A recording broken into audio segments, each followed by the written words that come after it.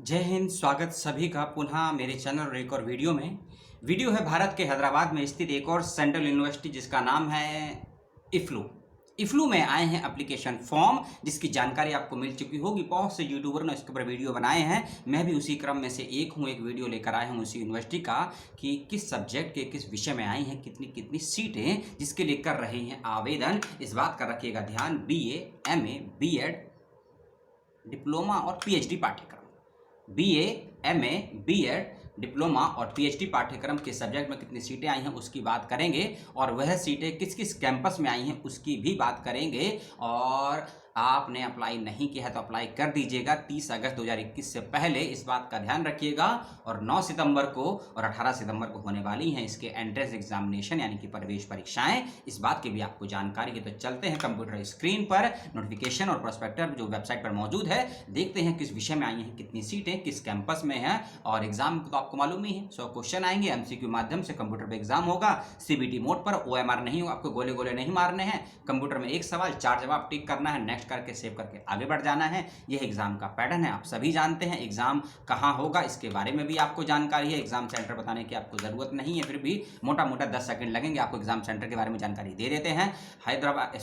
अहमदाबाद, इलाहाबाद, अन्नड़, बेंगलोर, भोपाल, भुवनेश्वर, चंडीगढ़ यानी कि मोहाली, चेन्नई, दिल्ली NCR, दिल्ली के नहीं दिल्ली NCR, गुवाहाटी, हैदराबाद, जयपुर, जम्मू, कानपुर, कोलकाता, लखनऊ, मैंगलोर के अलावा मुंबई, नागपुर, पटना, विजयवाड़ा, तिरुवनंतपुरम, शिलोंग, रांची और पुणे।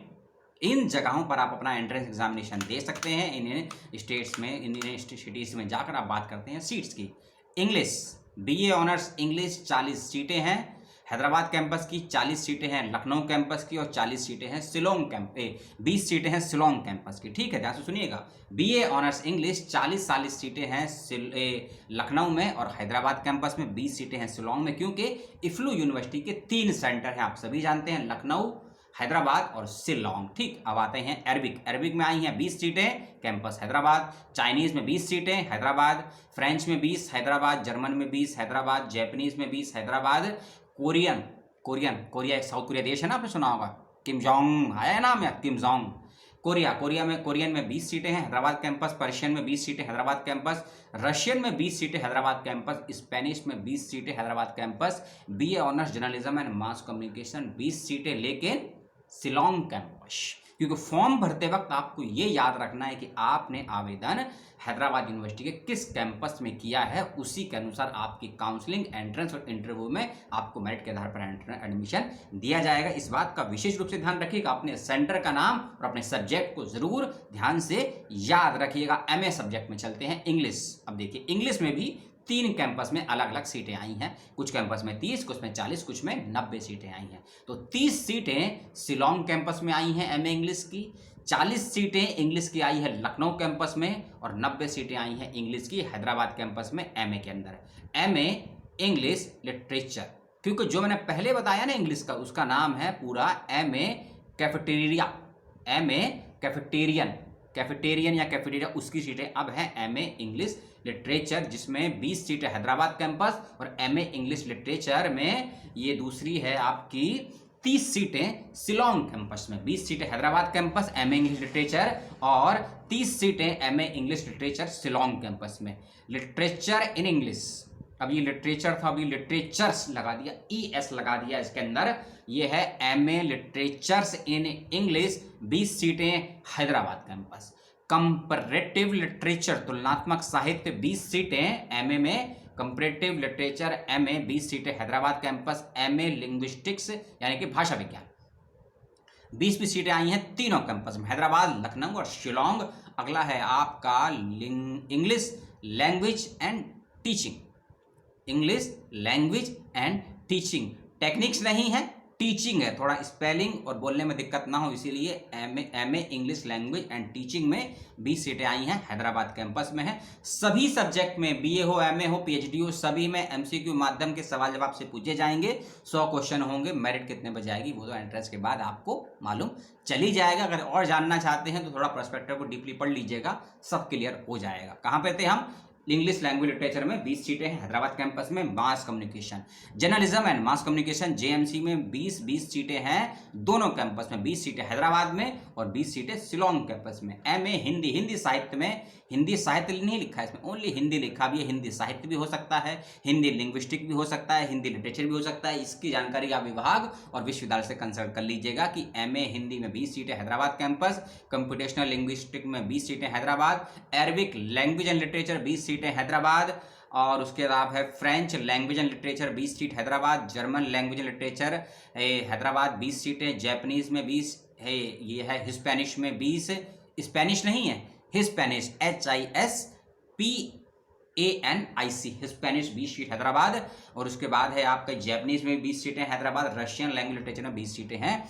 उसके अलावा टीचर एजुकेटर कोर्सेज हैं 3, टीचर एजुकेटर कोर्सेज हैं 3। पहला है BEd English 50 seat Hyderabad, post graduation diploma teacher educator, post graduation diploma teacher educator English में है, इसमें 40 सीटें हैदराबाद और 20 सीटें लखनऊ कैंपस में है। पोस्ट ग्रेजुएशन डिप्लोमा, और ये है आपका टीचर एसोसिएशन करके होगा या टीचर एडल्ट करके कुछ होगा, अरबिक में होता है, 20 सीटें हैं हैदराबाद कैंपस में। डिप्लोमा कोर्सेज है post graduation diploma in translation, इसमें 20 सीटें हैं हैदराबाद कैंपस में। पीएचडी आ गया, क्या आ गया? पीएचडी आ गया, डॉक्टर ऑफ फिलॉसफी, यानी कि दर्शन के अंतर्गत आप डॉक्टरेट हासिल करना चाहते हैं। फिलॉसफी नहीं है, यानी कि जो आपने फिलॉसफी की डिग्री प्राप्त की है वो भी नहीं है। पीएचडी की फुल फॉर्म होती है डॉक्टर ऑफ फिलॉसफी, उसकी बात कर रहे थे। पीएचडी में सीट्स की बात करते हैं। Linguistic and phonetics, linguistic and phonetics में सीटों को तीनों कैंपस में अलग अलग करके बांटा गया है। तो कैंपस का नाम और सीट की संख्या सुन लीजिएगा। हैदराबाद कैंपस 8 सीटें, 5 सीटें लखनऊ कैंपस और 6 सीटें शिलोंग में। आप ऐसा नहीं कर सकते हैं, अगर आपको तीनों कैंपस के लिए अलग अलग सीटों के लिए अप्लाई करना है तो आपको अलग अलग फॉर्म और अलग अलग एप्लीकेशन की फीस भी जमा करनी पड़ेगी। एंट्रेंस आपका एक ही होगा, आप सभी जानते हैं, क्योंकि ऑप्शन दिया गया है तो आपको फीस अलग अलग होगी, एंट्रेंस एक ही होगा। और यदि मेरिट आपकी अच्छी रही, स्टफ सब ठीक ठाक रहा, तो 3 जगह जाकर इंटरव्यू दीजिएगा अपना, सिलेक्शन भी हो जाएगा, फिर आपको चॉइस करनी है, ठीक है। इंग्लिश लैंग्वेज एजुकेशन अच्छा सब्जेक्ट है ना, इंग्लिश लैंग्वेजेस एजुकेशन 17 सीटें हैदराबाद और 4 सीटें शिलोंग कैंपस में आएंगी, ठीक। पीएचडी में नंबर ऑफ क्वेश्चंस हैं 70, 30 नंबर का है इंटरव्यू। मैंने पहले बोल दिया था पीएचडी में 100 क्वेश्चन आएंगे, उसके लिए मुझे क्षमा कीजिएगा। पीएचडी में सभी पेपर्स में जो मैं देख रहा हूं कंप्यूटर स्क्रीन पर 70 नंबर के क्वेश्चन होंगे और 30 नंबर का आपका इंटरव्यू होगा।